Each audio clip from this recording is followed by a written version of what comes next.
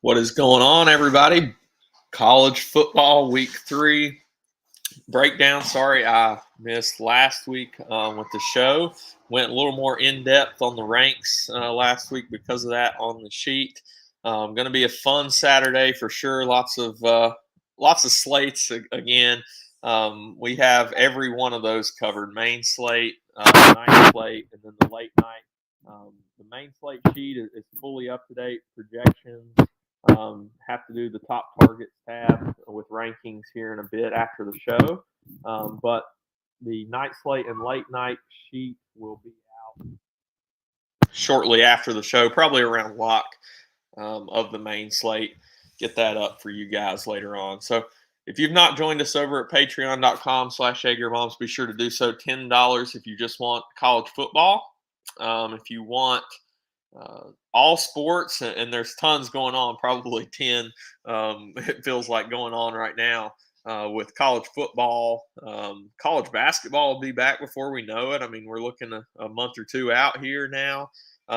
We've got soccer, EPL going on back today.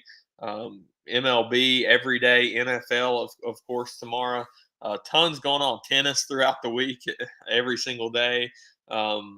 So be sure to join us over there. If you've got questions during the show, be sure to drop them into the chat, and I'll get to those. Going to do a little bit of a different structure here today. After I go through each game, odds, overall thoughts, I'm going to quickly kind of go through top plays and why, position by position, and then talk about some game stacks. So go through the slate as a whole, but I'm going to try to leave as much time as I can. I'm going to go through the optimizer that I use is SaberSim, and I'm going to go through some of that and how I go about building and using our sheet with SaberSim a little bit. So I'm going to try to reserve, 20 minutes towards the end of the show at least to go through that with you guys. Just if you're not familiar with it, kind of show you how it works. Who's winning Bristol tonight? Yeah, NASCAR. Awesome race tonight at Bristol, elimination race for sure. We've got that covered. We've already seen the truck and Xfinity race. I don't know. I lean Larson, but that's just me. I think that's his track. I'm going to hop right on in. Like I said, I want to save some time for the SaberSim here at the end. Georgia, South Carolina, first game on the slate, 55 total, 25.5-point favorites is Georgia. Implied total of 40 points. Got to like Georgia here. They've been passing a little more than they have. Second in the country there, 60% almost passing through the first couple games. And it's not like they've been close games for them. By any means. They get a great matchup. South Carolina has been decent against the pass, but they've been horrible on the ground. So I think we can target Georgia here. I was a little hesitant to go back to them. They're kind of a team I like to play towards the end of the year when they have guys in for the entire game and things like that. But I really like this offense and what I'm seeing out of them this year. So definitely can go on the Georgia side. There are one or two maybe run backs for South Carolina, not like a full game stack or anything that I'm really looking at, but there is a piece or two that potentially you could play. Oklahoma, Nebraska. Now this is one of the premier games on the slate. Highest current total, 65. 11-point favorites for Oklahoma. 38-27 is our implied projection. Oklahoma, I can't really believe that they're only 11-point favorites here. I mean, you would think Nebraska just completely in disarray right now, losing their coach, which was probably long overdue, and Scott Frost. But, this total or this spread has moved down toward Nebraska some this week, and that just makes me want to game stack this up even more. So we'll get to that. There's definitely some pieces. I kind of like the Oklahoma's not very cheap, but if you can get a few of their pieces and then run it back with a stack of Nebraska, I think it makes a lot of sense. Purdue and Syracuse, this is another one that I think you can consider stacking up. We saw the Syracuse rushing attack with Garrett Schrader and Tucker there, and Sean Tucker in the backfield. Very close spread, 1.5, 60 total. You're looking at probably a shootout here. So you're going to like the rushing attack for Syracuse and then the passing game on the other side for Purdue. I think that makes a ton of sense. And you can definitely play, we'll get to player by player, but you can definitely play Tucker and Schrader in the same lineup, maybe even without a receiver with how much Schrader runs.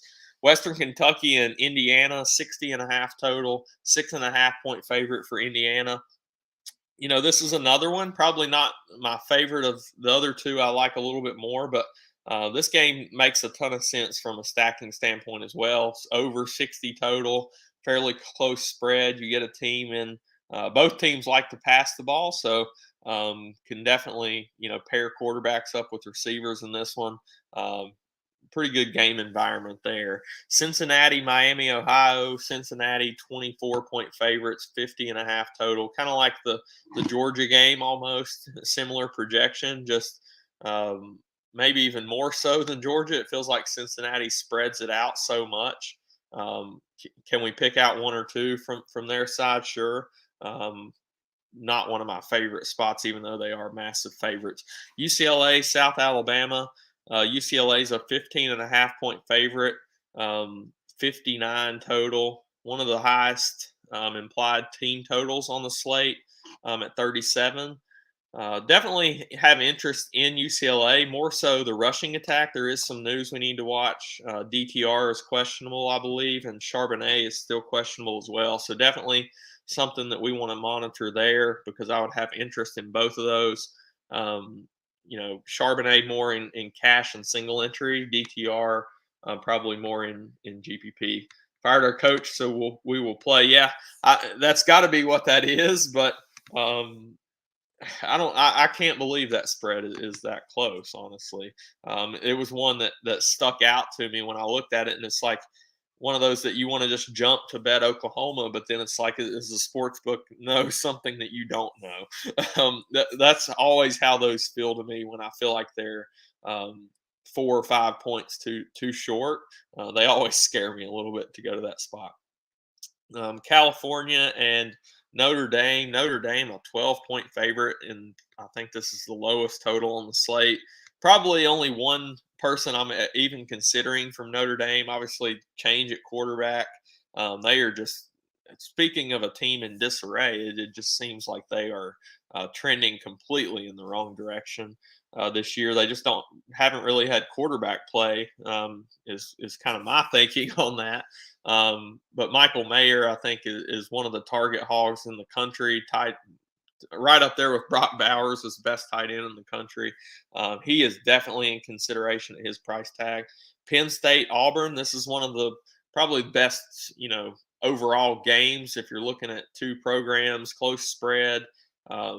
Pretty big game here. Penn State, 2.5 point favorite, lowish total. I think there are some pieces we can go to. Still not, obviously, one I'm going to be just full on stacking, I don't think. But definitely some spots you can target. Ole Miss, Georgia Tech. Ole Miss is a 17-point favorite against Georgia Tech, 62.5 total. So that puts Ole Miss at a almost 40 implied total for them. Definitely have interest. We'll get to their rushing attack. I think we can definitely target them. They've been a little more run heavy to start the year, 57%. And looking up at Auburn, 64, that's just a massive total. Kind of right in there with Minnesota, who we'll get to in a little bit. Got to have interest in Auburn's rushing attack, even in a fairly tough matchup with Penn State. Ole Miss, back to them. I think you can definitely target this rushing attack. Both running backs are in play. We'll get to them. Definitely have interest. Vanderbilt, NIU. Vanderbilt, a 2.5-point dog to NIU. That's just brutal for an SEC school. 59 total. I think this is a sneaky game here. Vanderbilt, I like the passing game, which let us down a little bit last week. I think you get a low-owned spot in a game environment that I really have interest in. The defenses are just non-existent here. Look how these teams have ranked to start the year against the pass.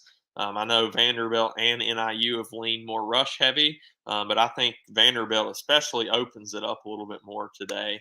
Um, and if they're playing from behind, that's just even more work for that passing game. BYU, Oregon, some definite news we've got to watch here because it could open up some great value at the BYU passing game. I think, and I'll just confirm, I use College Fantasy Update. They're a great service for. They have a Twitter and then also a site that they update injury news. So be sure to follow them. But I believe I saw a tweet that Gunnar Romney is out for BYU, and Nakua, I think I'm saying that right, is still a game time decision. So we definitely need to watch that because we saw both of them out pretty much last week and got some great value there, which we'll get to at the receiver position. Colorado, Minnesota, man, Colorado is maybe the worst team, Power Five in the country.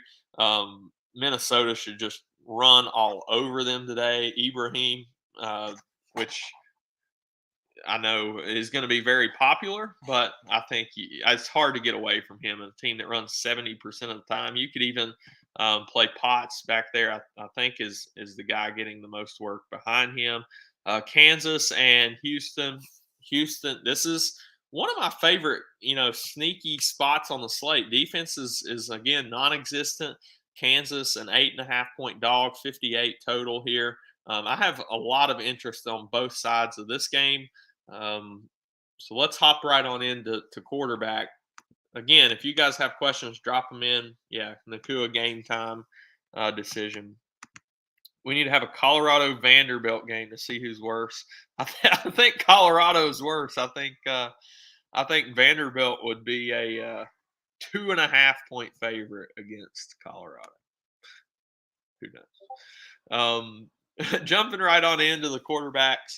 Dylan Gabriel at the top of pricing. I mentioned that I like that game as a whole. Tough price to get to, but fine for GPPs. Haven't really started building yet, but I'll be interested to see how much I can get of him. His projection's not the best for what we're seeing, but I do look for the price. But I am loving this game environment, and I think he could have a pretty big day. So I may manually bump up that projection in the optimizer when I get to that point. Jackson Dart, I think is in play, but 9K is tough to get to him. I would rather just pick out some pieces in that rushing attack for Ole Miss. DTR, GPP play for sure. Great projection, 8,300. We know what his rushing upside is. They should have their way with South Alabama. Clayton Tune, I mentioned on that last game of the slate, Houston and Kansas. I think this is a great spot. It's not been, we played Tune last week against Texas Tech, and he's not been that great, actually. But he's got Dale there. He's got some receivers behind him that I think could potentially break out. So I have quite a bit of interest in Clayton Tune. Who knows? Maybe we even get a little drop in ownership because he's not been that great so far this year. Reed and Lombardi, Reed I would prefer in that game stack with Indiana. But really, what I'm looking at in the Indiana Western Kentucky game is not just full on stacking with the quarterbacks. For the most part, I would probably lean toward a receiver each way and hope you get the touchdowns out of it that way. Purdue and Syracuse, I mentioned I really like that game, and I love both quarterbacks here. Aiden O'Connell, 7,500, I think is a great play. And then Garrett Schrader at 6,400 is going to be one of the, if not the chalkiest quarterback on the slate today. That's just way too cheap for what he's been doing on the ground. 29 carries for 118 and 3 TDs. 28 projection down there at 6,400, the second highest on the slate for me, behind DTR.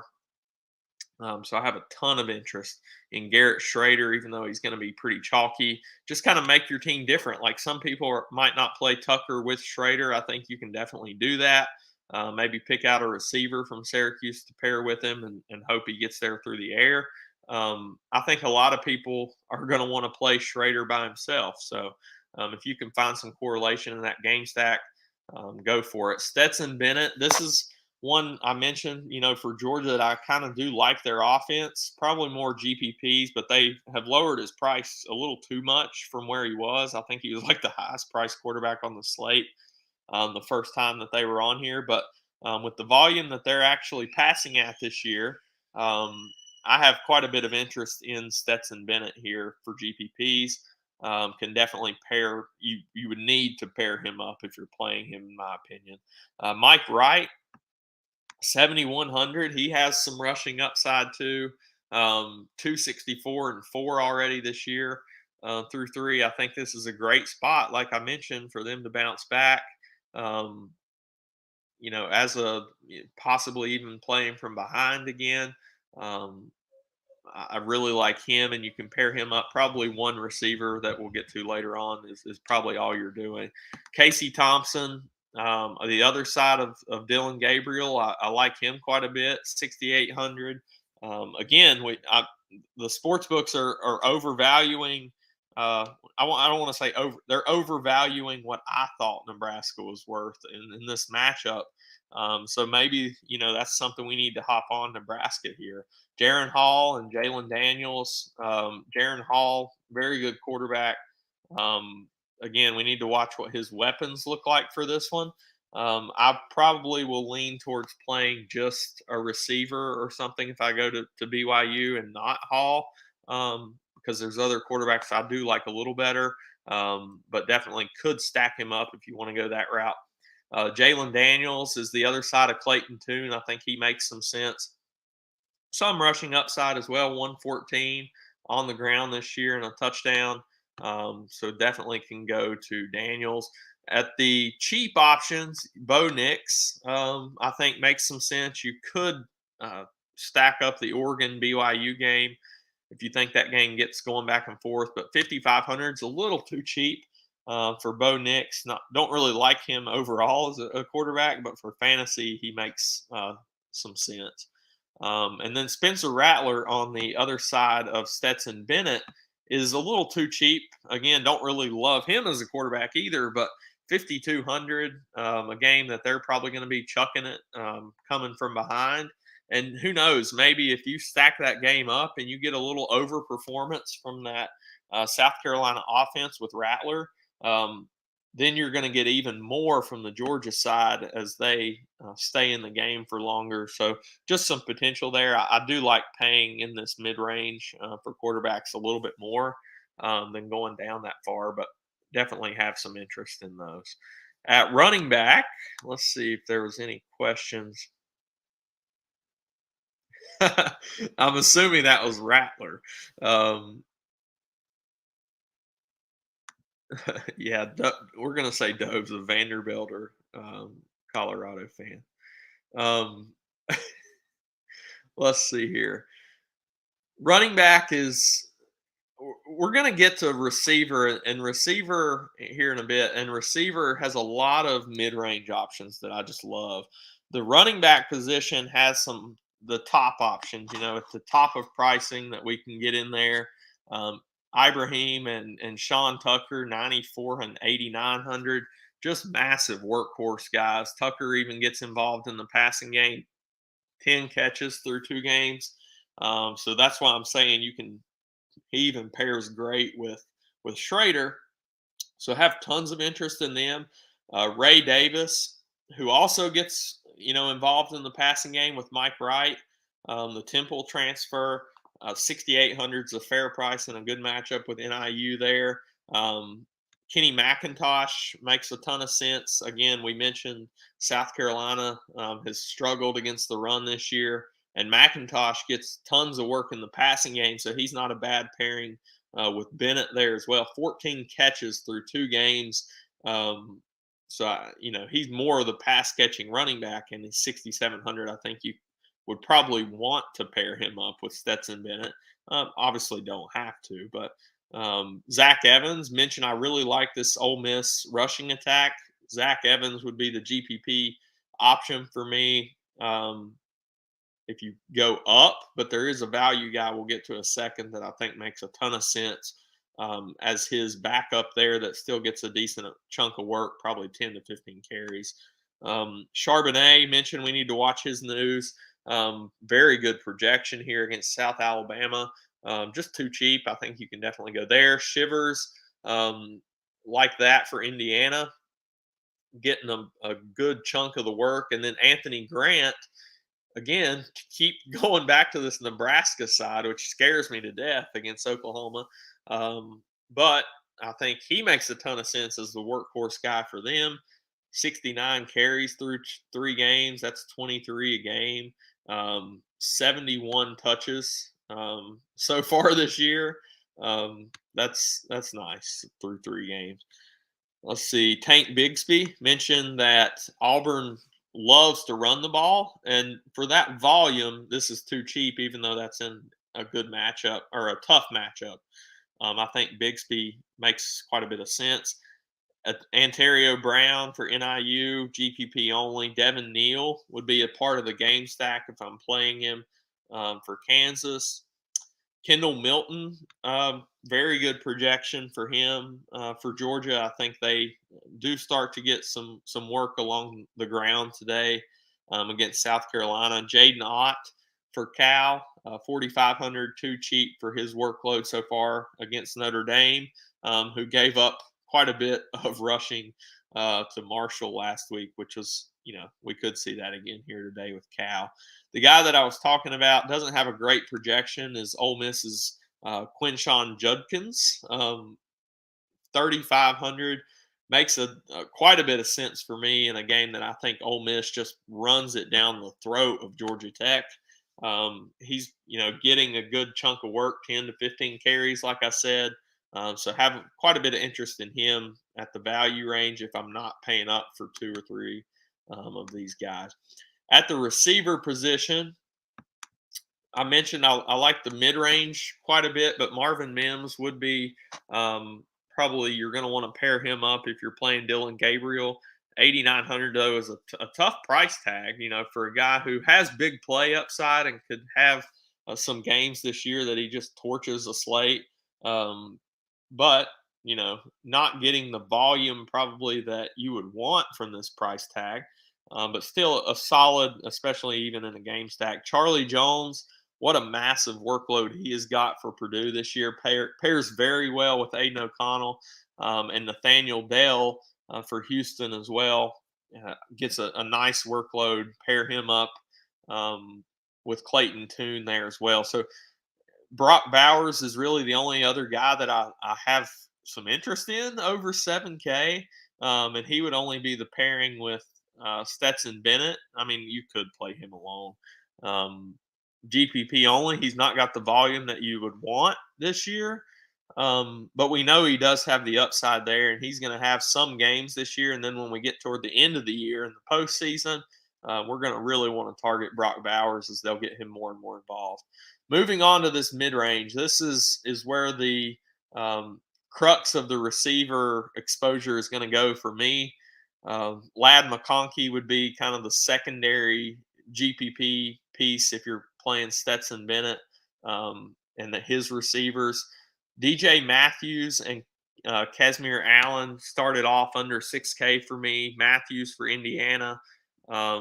Just, a lot of these guys that I'm going to talk about in this range just have so much volume for this price. It's just, PPR. When you're looking at PPR scoring and you're getting the volume that these guys are getting, you just have to have interest. Indiana has been passing a ton this year, 56% of the time. Matthews makes a ton of sense. Casimir Allen, like I said, for UCLA, pairs pretty well with DTR if you're going away from Charbonnet. Tinsley gets a solid amount of volume, and I think he will in close games. So, they didn't really need to pass it much last week. I think they could do so this week here against Auburn, potentially playing from behind. So, Tinsley makes a ton of sense. Mayer, mentioned him earlier, just massive target volume for him for Notre Dame. Will Shepard, my favorite pairing and probably only pairing with Mike Wright. would be him in a very good matchup with NIU. Jalen Wayne for South Alabama is a very solid run back. He gets a very good amount of volume, nice projection there, 5,500. Daywood Davis is another guy. And I've got to kind of in the next hour determine how I rank these guys. So a lot of these are just very similar to me. I want a lot of exposure to all of them. Daywood Davis, like I said, gets some great target volume. Very talented guy. Mac Hippenhammer, he gets a lot of volume, but it's a very, very tough matchup. So that's why I have him as GPP only. Troy Franklin makes a lot of sense in that Oregon BYU game if you're doing a mini stack there. Let's see. Seeing if we got some news. Donnie Mitchell for Georgia did not travel. That's really all I'm seeing right now. Since I've got on. Cam Camper, I think, is going to be pretty popular. 4,800 for Indiana. Very solid volume for him. You got to probably decide, unless you're fully stacking up Indiana, between Matthews and Cam Camper. I lean Camper with the discount, but everybody else will too, just because of the PPR volume. 15 catches through 2 games for 200 yards. Everybody's going to be probably looking at that the same as I am. Lorenzo Styles, GPP, probably only. I'm probably going to change that. He's the big play guy. Maybe with the change at quarterback for Notre Dame, they can get it going a little bit. There, Nakua, we mentioned he is questionable, so need to watch that news. Trey Palmer, man, this is just way too cheap for this guy. Nebraska, I keep going to this Nebraska side, which, like I said earlier, continues to scare me. But Palmer, way too much volume for 4,200. He should be in the 5s or 6Ks. Antwain Wells for South Carolina, favorite run back on that side, cheap price, lots of volume. Pair him if you're going Spencer Rattler. You have to play Wells, I think. Wells can definitely be played on his own, on a run back of Stetson Bennett and Bowers and whoever you want on the other side. Colin Lacey, 4,100, makes a lot of sense in that UCLA South Alabama game as a run back. Hope they can keep it close. Payne Durham, we haven't seen him break out this year, but like I said, I like this spot for Purdue. In a game that I think, they're going to be able to have to throw it. So Payne Durham makes some sense. Hopefully he can get back to last year. I know Doe mentioned Josh Wiley, 3,900 for Cincinnati. Probably would be my favorite Cincy piece for sure. So I'll mark him as GPP for me. Not going to be a priority. Like I said, nobody from Cincinnati is going to be a priority because they spread it out so much, but definitely in play for GPPs. Marcus Washington, good grief, Nebraska. We know what he can do came over from Texas with Casey Thompson, has been getting more and more involved. As the season has went along, these first few games. So 3,600 is probably too cheap for him. Michael Trigg for Ole Miss, very nice price, 3 TDs on the year already. I like their rushing attack more, but 3,400 is a fair price for Trigg there. This is the guy that I want to watch the news on. Nakua is Chase Roberts. If we can get the news early that Nakua is out as well as Romney, Chase Roberts becomes a lock to me. We saw massive increase in workload without them last week. 3,200, tons of targets. If they're both out, could potentially still play him with just now Romney out. So I think he is still in play, but it becomes probably a lock at 3,200 for me, if we can get that news. Dylan Bell, really the only other guy, very talented guy for Georgia. If you're just full on running tons of Georgia stacks, I could get to Bell, but that's pretty much it. So I'm going to hop on over. Let me change my screen over to, how am I doing on time? Yeah, I left myself some time here. Let me switch on over to our the optimizer SaberSim that I use, and kind of let you all know how I use it. So first thing that's going to come up here is going to be, and let me zoom in a little bit because it's a little hard to see. How's that? A little better. Yeah. All right. So the first thing that you can do with our sheet when SaberSim comes up is import our projections. So hopefully you're on a laptop or a desktop or something while you're doing this. But when you first have our sheet open, what you can do is go down. Uh, let me do this because I've had some questions, especially about college football or college basketball when we do it. Let me show you what I'm doing on the screen. It's literally just a copy paste that you can do from the sheet. If you come here and I've already done the quarterbacks, but if you come here to Ibrahim and then just go all the way down, and you're going to copy that. And then what you're going to do, and you're going to do the same here in a second on the projection tab. And I'm going to switch back over to SaberSim and stay there now and show you where we're going to import that. So you're going to come to the upload tab and you're going to paste under name those running backs. Couldn't find Zach Evans. That's because there was 2 Zach Evans. This would be the Minnesota Zach Evans that it was missing. All right, so then we're going to go back to the sheet and we're going to go into the DK projection column, and I'm going to copy that, and then I'm going to paste it over here beside, and then you're always going to want to make sure that this is showing projection, name projection. There you go. And it's taking me Zach Evans again, Minnesota, apply. All right, so now you're going to save the projection. That'll update your running back. So you'll just need to do that 3 times. I definitely want to get to have just one tab. It's kind of hard when we have the different position tabs to have a projection import like I do for college basketball. Takes probably too much time when we can just copy and paste like this. But wanted to show you kind of how I go about that. So let me do that really quick on the receivers, and then we'll go from there. So I'm going to upload, paste. Oops.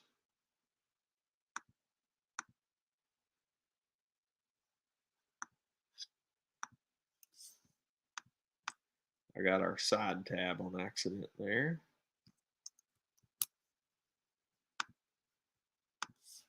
I'm going to redo.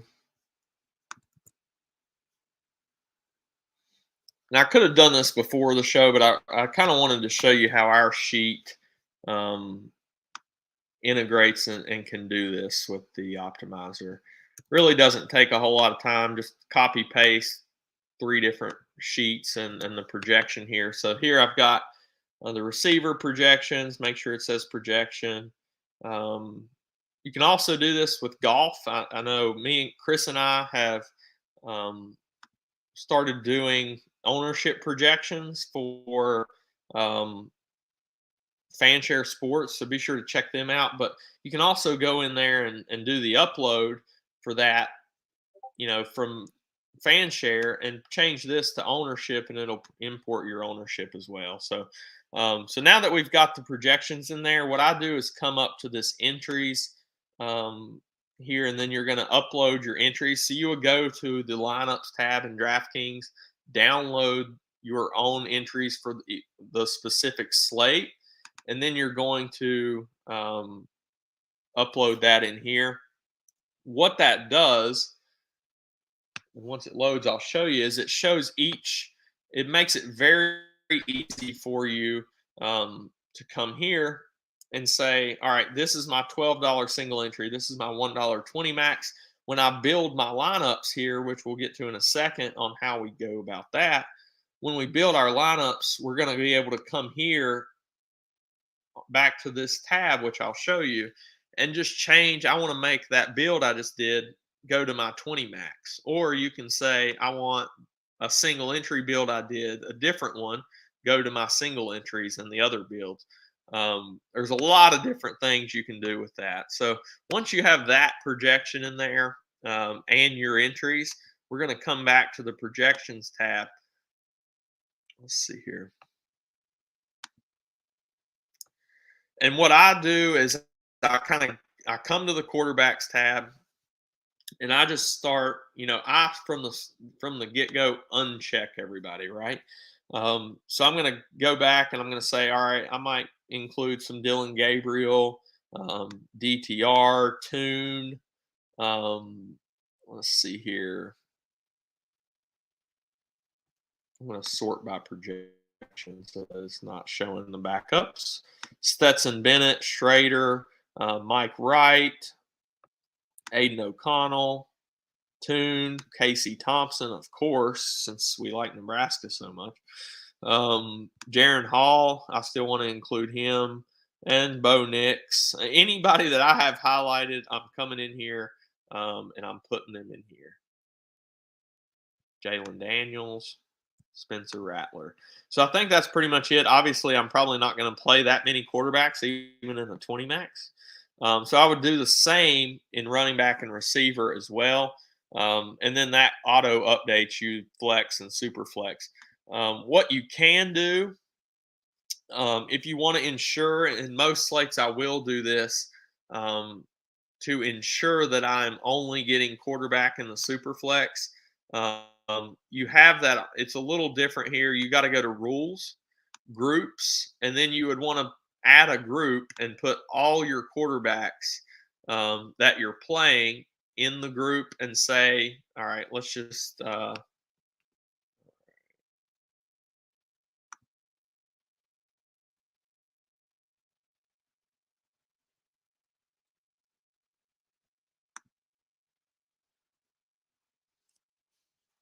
if I can get it to sort.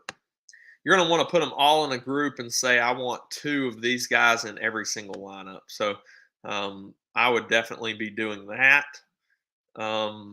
Let's see here. The cool thing about SaberSim, and it's even more involved in NFL, which you would see if you try them out, you can build a pool of up to 1,500 lineups.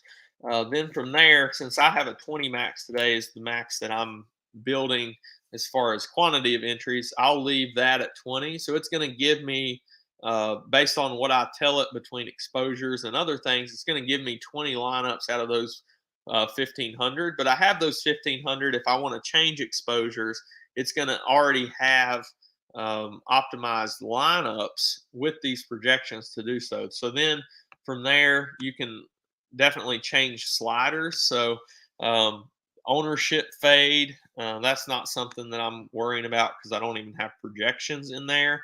But smart randomness, I think you can up that, especially if you're playing GPPs as well. You can do min-max salary there as well. But last thing I want to show you guys here is under team stacks, game stacks, and stack types. So what is this doing, right? So this would be telling, if you said I want to min 1 Purdue player on every team that I build, you can do that here. You can say I want a max of 3 Purdue players on every single team I build. You can do that here. You can say overall, I want exposures to 40% of my teams. I want a Purdue stack, right? You can do that over here, but I don't want to max out over 60% of my teams to have a Purdue stack. So you can do a lot of that right here. You can certainly do that after you build, but I would recommend for college football specifically, because there are no real sims. It's coming off for college football. It's coming off of projections more than just the sims, which it would do the sims for NFL. So for NFL, I would probably run with as little as I could before I ran the build, and then go in afterwards out of my 1500 and do this. But for college football, I'm going to probably go in here and set and say I want 20% Purdue stacks minimum. Well, you can even go in deeper than that and say, all right, I don't want any team to be stacked 5 ways. So you could just uncheck that here. I don't want 5-man stacks on any team, and I would also do that. Probably the absolute max you're going to do is 4, and I'm going to go in and greatly limit the percentage that I have to that. I might leave that for after the build. I'll run the build, and then I'll come in inside of that specific build and say, all right, I want to, and let's just run one real quick. I think I'll have to. This is obviously not going to be exactly what I'm doing, and it might take a bit out of the 1500, but we got a couple minutes to wait. So once this runs, and I didn't change any of the team stacks or anything like that, but then inside of the build, you can limit how many 4-man stacks of certain teams you got. I don't even want many of those. Obviously, I'm going to want the majority to be 2 and 3-man stacks. But what you can also do, and I'll show you in a second, is you can do the same, not just by team, but by game. Say, all right, 20% of my teams I want to be Oklahoma, Nebraska stacks. You can do that on the team stacks tab there. So I would highly recommend using that if you're using SaberSim, because traditional other optimizers have where you can put rules to say if you play Dylan Gabriel, play 2 of Marvin Mims and Theo Weiss or whatever whatever your stack may be. You don't really have that option in SaberSim to key in a guy and a quarterback and say play 2 receivers with him. I would use that function there and say I want these team stacks, and then also I want 2 quarterbacks on every team. And then you can go through, your 20 teams and manually just double check that say this is built the way I want it to be built. So it looks like we're getting our 1500 here. As soon as that pops up, it's going to be interesting to see who it gives us. It only gave us 1 quarterback because I didn't put that rule in there. So what does that tell you? I don't know. Maybe it gave us Dorian Thompson-Robinson, actually. Okay. It gave us 2 quarterbacks on every build. Sorry. It gave us Dorian Thompson-Robinson and Mike Wright, and then Garrett Schrader as the other quarterback with just the base projections in there. What you're going to want to do, because for college football, super flex, and quarterback, you're looking at just the exposure in those positions. So what I do is I come to here and say all, and then you're looking at any exposure, whether it's in the flex or super flex. But what I was talking about, team stacks tab. So it came over here and I had zeroed that out. So it didn't give me any 5-man stacks. Didn't even give me any 4-man stacks. It only gave me 1 3-person stack. It's not as prevalent in college unless you have just a high volume passing attack to do the 3-man stacks. But I think you could definitely get away with it. So I would probably go back in and personally bump this up. What you can do is say, all right, I got 1 out of 20 Vanderbilt 3-man stacks. I want at least 3. So I'm going to say 15%. It bumps me up to 15%. And it didn't rerun everything, every build. All it did was pick different lineups out of those 1500 that it ran. So I really like that option. If it would have gave me these, what I could have done was say, I don't want any UCLA 4-man stacks. So you could have done that. Game stacks, it didn't give me any game stacks. So see, that's where it comes into. You want to do that before for college football specifically because it's not running sims. So if you come in and do that game stack before and say, I want some of my lineups to be there, sure, go there. What it did give me, quarterback plus 0 running backs and 1 receiver on 90% of my builds. It gave a secondary 1-1 stack. Um, so that would be 2 players from the same game or from the same team without a quarterback. And then it gave us, let's see here, a quarterback, running back, and receiver. So what I would kind of do is I got 2 of those 10 with a quarterback, running back, and receiver. I need to make sure it's a team I'm fine getting a running back in there and make sure it's a pass catching running back because it wouldn't correlate as much. So what did we get? Here we got Mike Wright. Let's see. We got Schrader, Tucker. Man, I'm Mike Wright.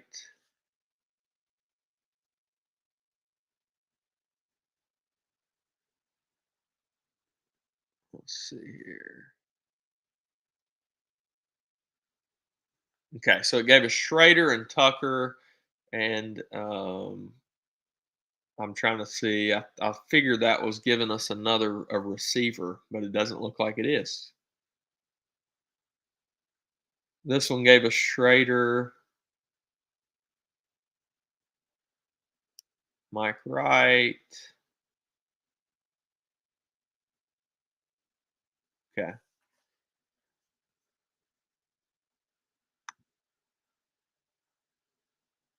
So you can kind of see what stacks you've got here. So let me come back up here. DTR plus Charbonnet. What we got there. So that might be something that I try to limit a little bit of. You can, if you're, manually editing lineups, you're going through each one that it gave you here. You can delete or trash that specific lineup, and then it's just going to filter in you another one there as well. So that's kind of what I've got today with SaberSim. Yeah, 2 Syracuse, 1 Purdue, run back on the other side is what that QB 1-1 is. And you would have more of that if you ran and upped your exposure to the game stacks, which I'll definitely be doing. So then it gave you the other ones is it's just giving you the 1 stack. Yep. So that's all I've got for today. I'm going to get rankings up now. We've got an hour till lock. I'll get rankings up. And then, like I said, probably a little bit after lock, you'll see the late sheets come up. So good luck to everybody today. Yeah, I was having trouble finding that what it was, the run back. Good luck to everybody today. If you have any questions, I'll be in Discord to answer any of those, whether it's SaberSim, about my ranks, about the sheet, whatever it may be. Good luck in week 3. Let's have a big day today.